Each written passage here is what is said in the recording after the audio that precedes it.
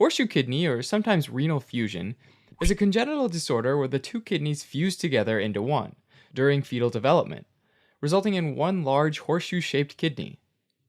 Normally, during fetal development, the future kidneys develop in the pelvis as a structure called the metanephros, before finally migrating upward into the abdomen and becoming everyone's favorite organ duo. For people with horseshoe kidney, though, their kidneys fuse together at some point during development.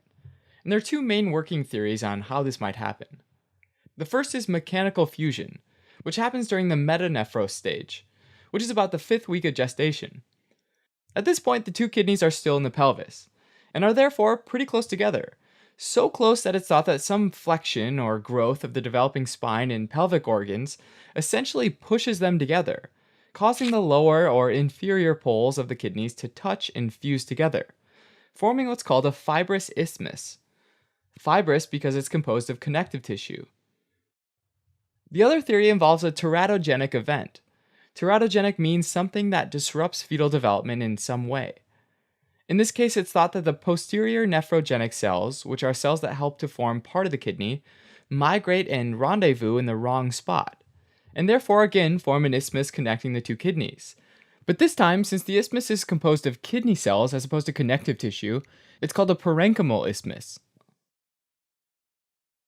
Whichever one happens, now you've got this single horseshoe-shaped kidney in the pelvis.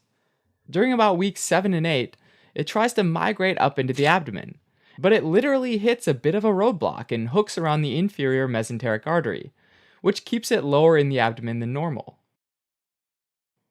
Horseshoe kidney is actually a relatively common congenital disorder, affecting about 1 in 500 people, and is about twice as common in men.